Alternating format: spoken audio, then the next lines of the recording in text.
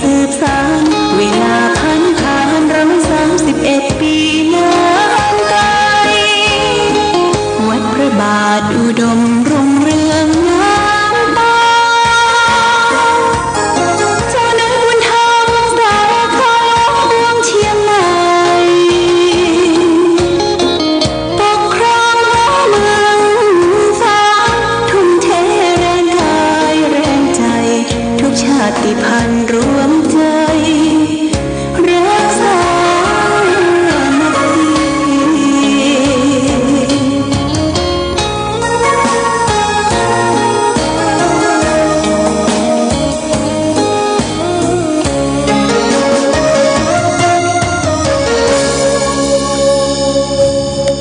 เจริญสุขศรัทธาสาธุชนญาติโยมท่านพุทธบริษัททั้งหลายวันนี้รายการธรรมประทีปส่องต่างก็ได้มาพบปะกับพ่อแม่พี่น้องศรัทธาสาธุชนญาติโยมแห่งครั้งหนึ่งวันนี้เป็นวันพฤหัสบดีที่6 เดือนมกราคมพุทธศักราช2565ซึ่งตรงกับเดือน4เหนือเดือน2ใต้แรม4ค่ำออก4ค่ำขึ้น4ค่ำญาติโยมก็วันนี้อากาศบ้านเฮาเมืองเฮาก็หนาวเหน็บพอสมควรแต่วันนี้ก็ไม่ได้ไม่ออกรายการสดแต่วันนี้พำนักที่ปุ่นญาติโยมนะที่แม่ห้องสอนก็ไปร่วมกับคณะหลวงพ่อสมอิงหรือหลวงพ่อพระเทพสิทธิเมธีเจ้าคณะจังหวัดระยองตลอดถึงเจ้าคณะภาค7พระพรหมมังคลาจารย์เจ้าคณะภาค7ได้มาแจกของที่อำเภอกาญจนวัฒนาแต่ได้ไปพำนักที่หันหนึ่งคืนก็อากาศเหมือนกับบ้านเฮาญาติโยมนะเย็นเหมือนกับบ้านเฮาตลอดทั้งวันก็ไปร่วมกันไปแจกของมอบทุนการศึกษาที่วัดบ้านจันทร์บ้านวัดประบงที่อำเภอกาญจนวัฒนาแต่แล้วก็ฉันภัตตาหารเพลที่วัดบ้านบงบ้านปงแล้วก็แยกกันอาตมากับหลวงพ่อท่านพระครูอดุลธรรมโสภิตรองเจ้าคณะอำเภอก็ลงทางไปทางเส้นใต้ส่วนพวกคณะก็บิ๊กย้อนมาทางเก่าออกที่แม่มาลัยเพื่อจะได้กลับกรุงเทพและคณะของท่านพระอาจารย์ประเทศสิทธิเวทีท่านอาจารย์มหาสมอิงก็ขึ้นมานอนที่วัดพระธาตุเฉลิมพระเกียรติที่วัดท่านเจ้าคุณพระราชกิติสุนทรกาตังเส้นใต้อำเภอกาญจนวัฒนาเราอยู่กำลังออกรายการอยู่เดี๋ยวไปอยู่มาแวะ3 นาทีวะส่วนที่เส้นทางอำเภอกาญจนวัฒนาทะลุไปเสมิงญาติโยมนะประมาณ68 กิโลโอ้หนทางเปิ้นดีเนอะหนทางเปิ้นดีไปพดแม่สาบเหนือไปพดเสมิงไปแวะที่เสมิงกับเวลาบ่าย2:15 นาทีพบปะญาติโยมที่เสมิงเรียบร้อยแล้วกับประมาณ20 นาทีก็ลงเส้นใต้เช่นเดียวกันลงทางเส้นใต้ไปออก7 พับ 7พับไปออกที่หางดงเสร็จแล้วก็ย้อนขึ้นมาไปเยี่ยมท่านพระครูวิมลบุญญาคมท่านเจ้าคณะตำบลสีดงเย็นเขต2วัดบ้านอายเพื่อฟักฟื้นตัวเพื่อจะได้ทำการผ่าตัดลิ้นหัวใจเพื่อจะผ่าตัดวันที่7นี่ก็ไปเยี่ยมใครให้กำลังใจเสร็จแล้วเรียบร้อยก็เดินทางไปที่วัดกูม่านวัดกูม่านอยู่ในเขตของอำเภอดอยสะเก็ดต่อสันทรายอยู่ตั้งวงแหวนรอบ2ญาติโยมนะไปวัดกูม่าน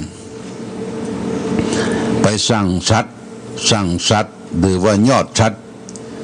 เจดีย์ของวัดพระบาทอุดมนะเจดีย์ของวัดพระบาทอุดมก็ชัดเก้าจันทร์ตั้งบนมันก็จะเป็นใส่แก้วโป่งคามแก้วเล่มใหญ่ที่ยอดชัดแล้วก็นอกจากนั้นก็เป็นแก้วโป่งคามอันนี้ก็จะใส่ยอดชัดเจ้าภาพก็มีหลวงพ่อท่านเจ้าคุณพระกิติสุนทรหลวงพ่อพระครูอดุลธรรมโสภิตท่านพระครูปริยัติชัยการกาญจนบุรีนี่เป็นเจ้าภาพเก่าญาติโยมอยากจะให้จะหอมยอดชัดก็หอมได้นะเพื่อจะได้ปิดทองญาติโยมยอดชัดได้ปิดทองแล้วก็ใส่แก้วประดับแก้วโป่งคามประดับแก้วพลอยอย่างต่างๆบนยอดชัดคิดว่าถ้าเป็นไปได้นี่ก็จะยกยอดชัดวันที่22นะ22มีนาคมพุทธศักราช2500คำว่า23เนี่ยญาติโยมนะ2565เนี่ย22ในคล้ายวันเกิดแต่มันเป็นวันเสียเขาคิดว่าจะยกวันที่23นะ23ดีวันราชาโชควัน23มีนาคมเนี่ยกะไว้เนาะกะไว้เพราะฉะนั้นตอนนี้การที่ได้บูรณะพระธาตุวัดพระบาทอุดมน้ำบ่อสวาเนี่ยตังโบนนี่ญาติโยมตังโบนนี่โบกฉาบเรียบร้อยมาถึงหอระฆังละที่ระฆังคว่ำแล้วก็อย่าโบกฉาบมาเรื่อยๆเสร็จแล้วก็จะได้เตปวนเก่านี่ออกทีนี้ก็จะได้ตบแต่งละจะแปลงซุ้มอยู่4ซุ้มพระแล้วก็ประดับประดาใส่ดอกใส่ดวงอย่างต่างๆแล้วก็จะแปลงปวนขึ้นแห่งใหม่แปลงปวนขึ้นแห่งใหม่ปวนนี้เขาก็ใจโบกใจฉาบญาติโยมนี่ก็คือแจ้งการบูรณะพระธาตุเจดีย์ของวัดพระบาทอุดมเพื่อท่านทั้งหลายได้รับทราบก็เจริญรุดหน้าไปเรื่อยๆสำหรับยอดชัดนั่นก็มีครูบาอาจารย์พระเจ้าประสงค์ท่านเจ้าคุณวัดพระธาตุเฉลิมพระเกียรติหลวงพ่ออดุลวัดปทุมวาสท่านพระครูปริยัติชัยการจังหวัดกาญจนบุรีซึ่งก็เป็นพื้นเพทุเจ้าบ้านเฮานี่เปิ้นไปเป็นเจ้าวาดทั้งปุ้นและเป็นเจ้าภาพเก่าเปิ้นจะปิดทองนะญาติโยมนะ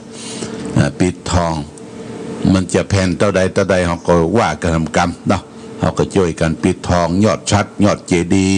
เหลืองอลามนะอันนี้ก็แจ้งญาติโยมท่านทั้งหลายสัตว์ก็สั่งไว้เรียบร้อยแล้วก็ให้หอมกันคนละเล็กละน้อยร่วมอนุโมทนาโดยกันวันนี้ได้มาพบกันกำลังรอการมาเยี่ยมวัดของท่านเจ้าคุณประเทศสิทธิเวทีหรือท่านอาจารย์มหาสมอิงพร้อมด้วยคณะตอนนี้ท่านชันเพนอยู่ที่วัดพระธาตุเฉลิมชันเจ้าจังหารเจ้าที่วัดพระธาตุเฉลิมพระเกียรติเดี๋ยวก็จะมาแวะเยี่ยมที่น้ำบ่อสวาจะได้มอบของที่ระลึกแต่ว่าหาก็ได้เอาส้มเมืองฝางโป้ไปหลายกล่องไปเลี้ยงพ ถวายภัตตาหารแด่พระสงฆ์ครูบาอาจารย์ตลอดถึงแจกจ่ายให้ลูกหลานพี่น้องปากยอพี่น้องปากยอนี่คือพี่น้องกะเหรี่ยงขาวญาติโยมนะ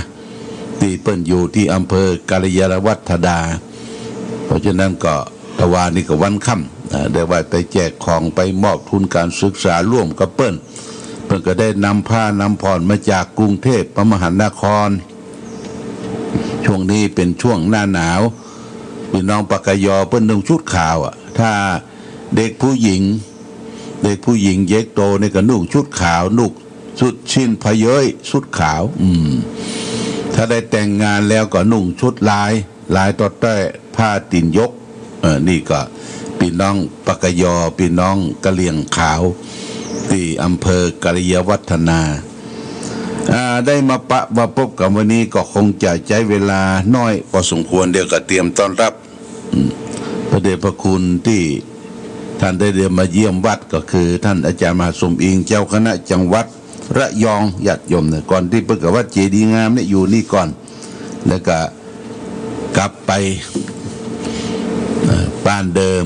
วัดเขาเนินพระเขาเนินพระก็ตอนนี้ท่านดำรงตำแหน่งเป็นเจ้าคณะจังหวัดระยองจะมาเยี่ยมที่วัดกำวันนี้ฝากธรรมะญาติโยมท่านสาธุชนขึ้นปีใหม่วันนี้ก็จะได้นำธรรมะทางสุขใจมาฝากญาติโยมท่านทั้งหลายวันนี้จะเอาเรื่องขุมทรัพย์ที่ปลอดภัยญาติโยมนะขุมทรัพย์ที่ปลอดภัยนี่คืออย่างเป็นว่าคำว่าบุญเป็นชื่อแห่งความดีชีวิตของคนเฮานี่เกิดมาได้ดำรงอยู่ได้และดำเนินได้เพราะบุญเฮายังมีถ้าบุญเฮาบ่มีเพียงแต่เริ่มต้นมาก็เกิดกำเนิดในครรภ์ของแม่ก็อย่าพบกับแม่ใจร้ายทำลายลูกคนนั้นคนนี้เสียตั้งแต่ยังไม่ได้เกิดได้คลอดออกมาเตื้อเกิดมาแล้วก็ยังมีชีวิตดำรงไปบ่ได้นานแม่ใจร้ายก็เอาไปทิ้งไปขว้างนี่ก็เรียกว่าบุญน้อยบุญบ่มีจึงจะอยู่เป็นสุขเพราะฉะนั้นบุญที่อยู่เนี่ยมันจะอุ้มชูตอนเฮาจงจะอยู่เป็นสุดบุญจึงเป็นชื่อ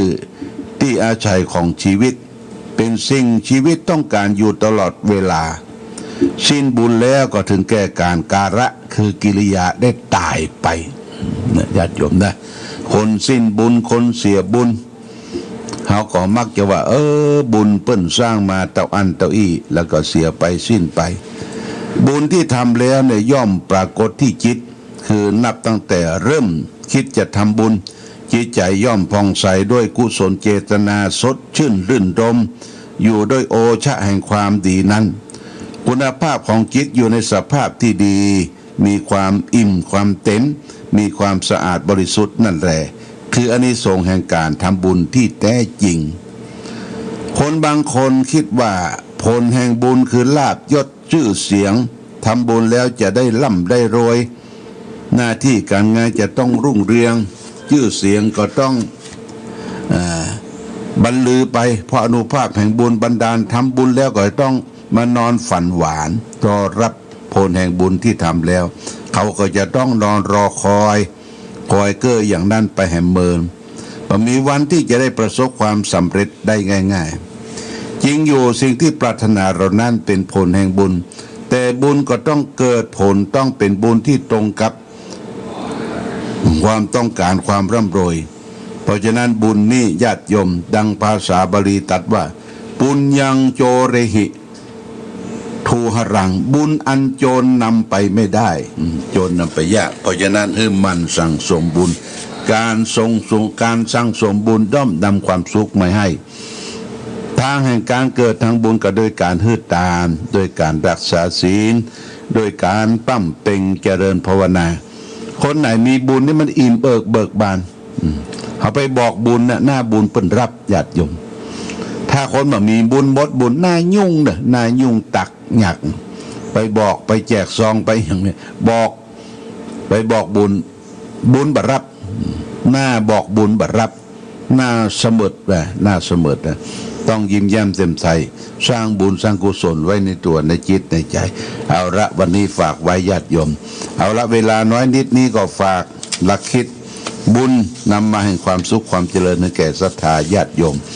เดี๋ยวก็ฟังคติฟังเพลงไปก่อนจนกว่าจะหมดเวลาความผาสุขความเจริญสวัสดีปีใหม่จงบังเกิดมีแก่ญาติโยมท่านสาธุชนทุกท่านและท่านทั้งหลายจงประสบสุขโชคดีประกอบไปด้วยอายุวันนะสุขภระเหมือนกันทุกรูปทุกท่านทุกคนโดยเทิน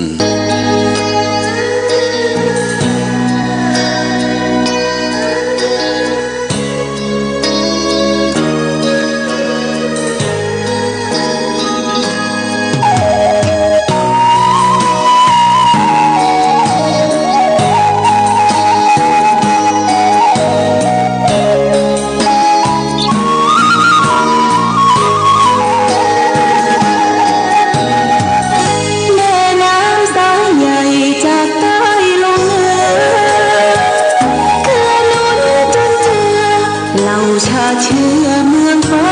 นานมาน้ำกบทาสฟางสายเลือดคนเมืองล้านนารุ่งเรืองฟูเฟื่องทั่วหน้าเมืองทองของฟ้าอำไพ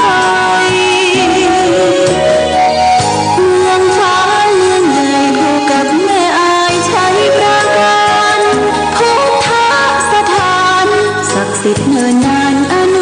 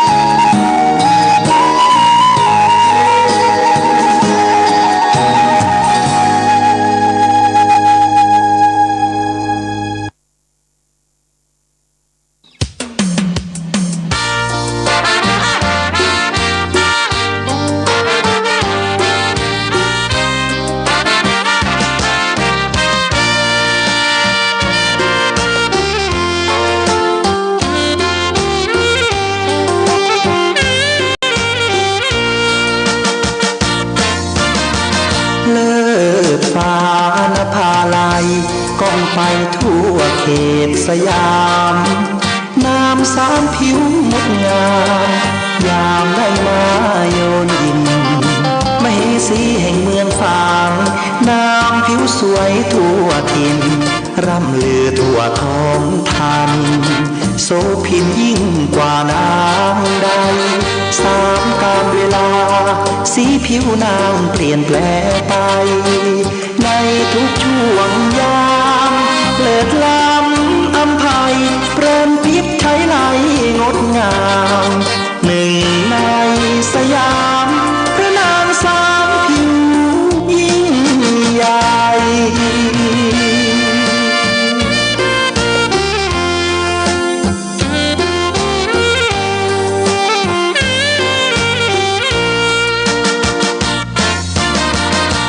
ช่วงเช้า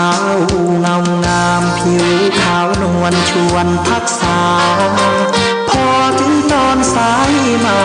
ช่วงเที่ยงผิวนางเหลืองผ่องติดตราตรึงใจแม้นใครได้มอง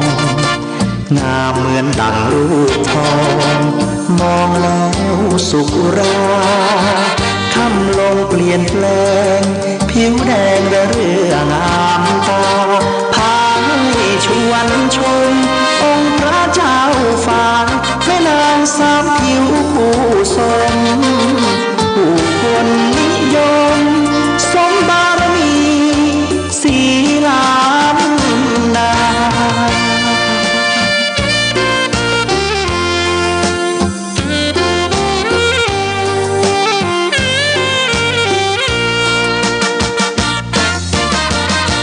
กษัตริย์กรุงอังวะได้แล้วอยากยนชมสุโธธรรมราชาหรือไทยตรงระดมยกทัพชิงนางแม่นางสามผิวและองค์พระเจ้าฟางรันทดใจหมดทางพลางรักเกียรติศักดิ์ศรีจึงพากันโดดน้ำปลีชีพชีวีแห่งนี้คือสุสานบ่อน้ำสวาจะรึกมาตำนานสืบลูกสืบหลานไปชั่วกาลนาน